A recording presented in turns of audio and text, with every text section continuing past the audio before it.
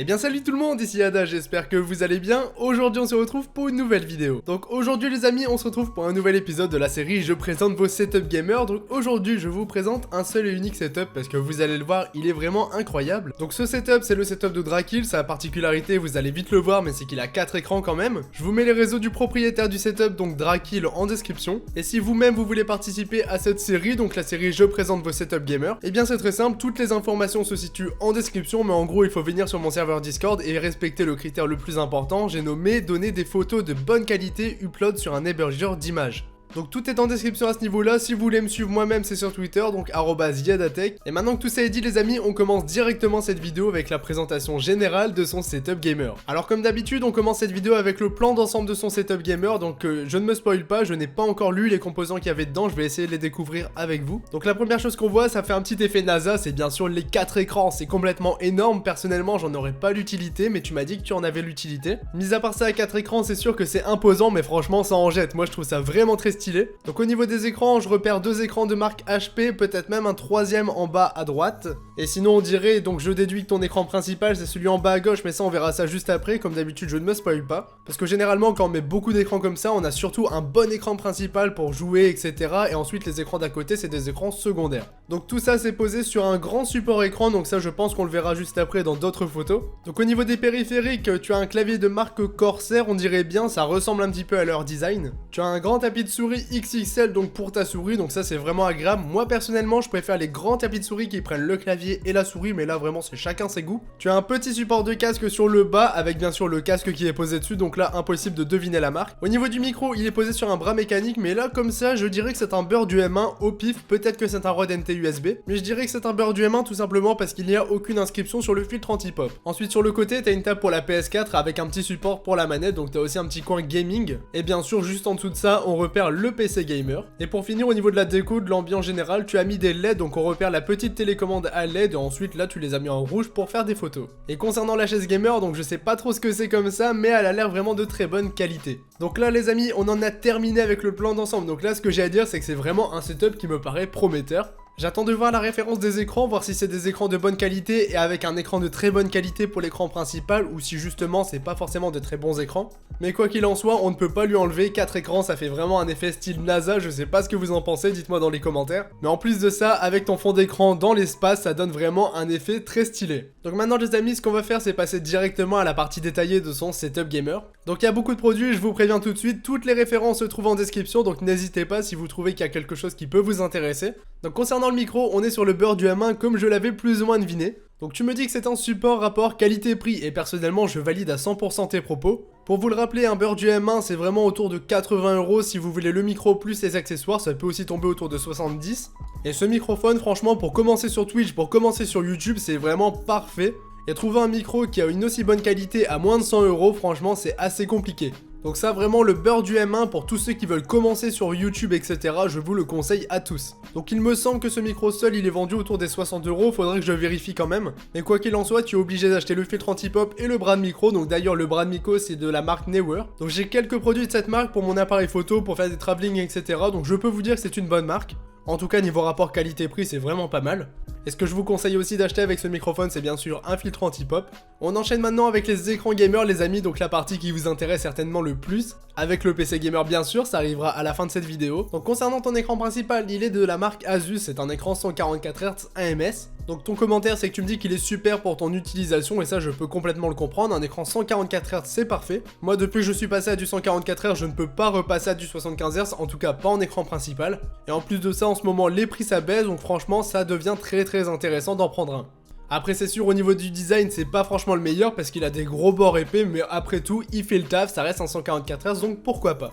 Et ensuite tu as 3 autres écrans, donc c'est 3 écrans de marque HP, donc ça on l'avait vu sur les photos. Donc tu me dis que c'est des super écrans comme écran secondaire, après j'ai essayé de regarder sur Amazon etc, mais c'est des écrans qui ne sont plus en vente donc ils sont anciens. Après c'est sûr ça reste des vieux écrans, donc si vous cherchez des écrans secondaires, donc là c'est des 23 pouces, j'essaierai de vous en mettre d'autres en description. Donc ça c'est sûr c'est pas les meilleurs, c'est des 5ms, l'écran il est pas forcément très top. Mais bon en guise d'écran secondaire on va leur dire que ça passe. Donc pour disposer ces écrans de cette façon tu as un support pour écran bien évidemment, sinon c'est impossible de les mettre comme ça. Donc je vous mets la référence en description, s'il est plus disponible je vous mettrai mon support écran personnellement parce qu'il peut aussi faire 4 écrans. Mais personnellement la marque que je recommande pour cette utilisation c'est la marque OneHome, même pour 2 écrans franchement c'est ce que j'ai acheté et je trouve ça vraiment parfait pour 30 €. Après pour 4 écrans je sais pas trop combien ça coûte, c'est forcément plus cher mais à voir au niveau des prix. Donc maintenant au niveau du clavier souris tu as le Corsair K68 donc c'est la version classique. Personnellement je possède le même clavier en version RGB. Donc là on est sur un clavier gamer mécanique de chez Corsair, il est équipé de switch RED.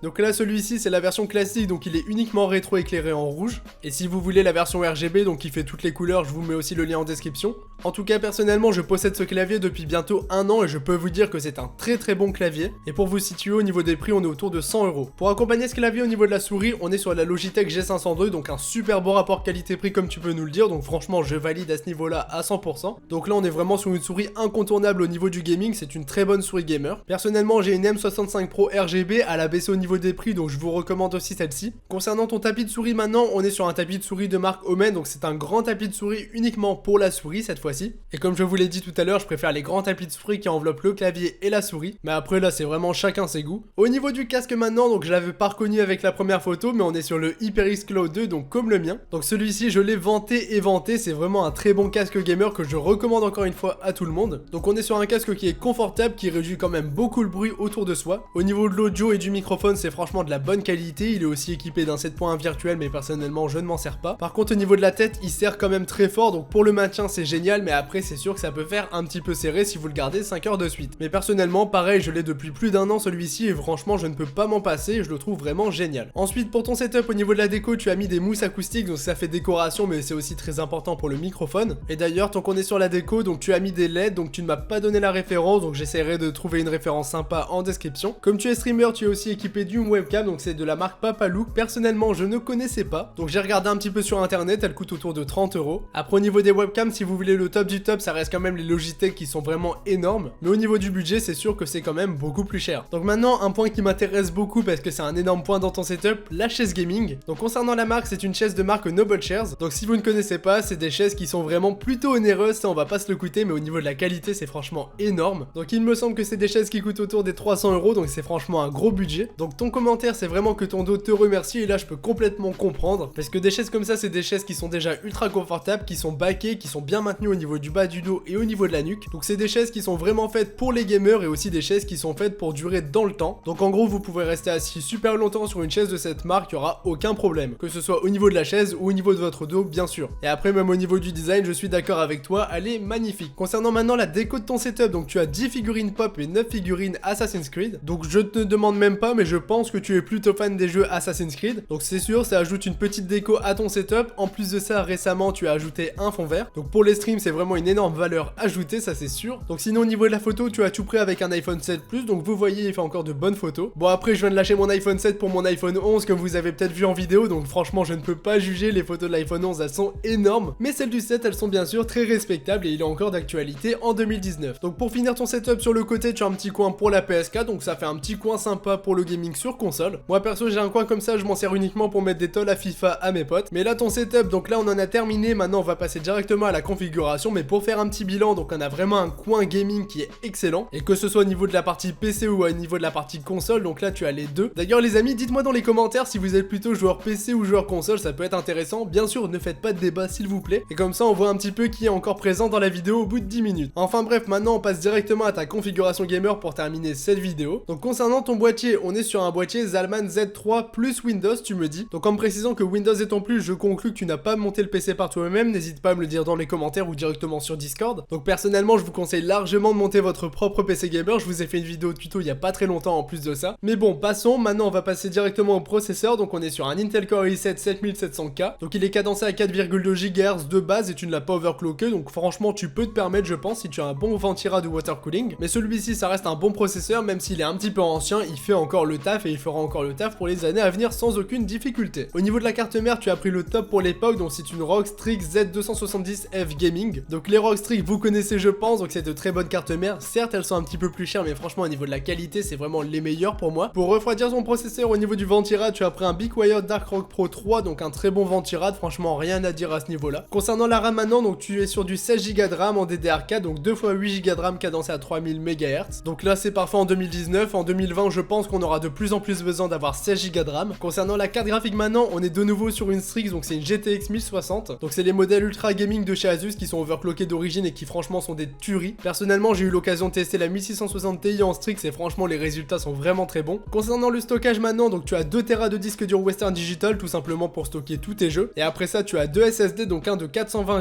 Go, donc je pense que c'est pour installer tous tes logiciels ou je sais pas trop pourquoi. Et tu as un second SSD de 120 Go de chez Samsung, donc tu ne précises pas si c'est du NVMe ou pas. Mais si c'en est, c'est uniquement pour installer Windows, j'imagine. Donc là, on en a terminé avec ta configuration gamer, donc c'est une bonne configuration gamer pour 2019, 2020 et même 2021, elle sera présente, elle fera l'affaire. Le prochain upgrade que tu auras peut-être à faire si tu veux tourner les jeux à fond pendant un moment, ça sera la carte graphique, même pour l'instant, elle fait vraiment le taf. Donc que ce soit sur le setup ou sur la config, dans l'ensemble, c'est vraiment pas mal. Par la suite, si tu as plutôt genre 300 € à investir, tu peux peut-être changer tes 3 écrans secondaires si tu en ressens l'utilité. Parce que des fois, tu as des packs qui sont vendus par 3 et ça pourrait être intéressant pour toi. Donc sinon les amis, de notre côté, on en a terminé avec cette vidéo, donc j'espère qu'elle vous aura plu. N'hésitez pas si c'est le cas à vous abonner à la chaîne, à activer la cloche et à mettre un petit pouce bleu, ça fait vraiment plaisir. De notre côté, on se dit à dimanche pour une nouvelle vidéo. C'était Yada, à la prochaine tout le monde.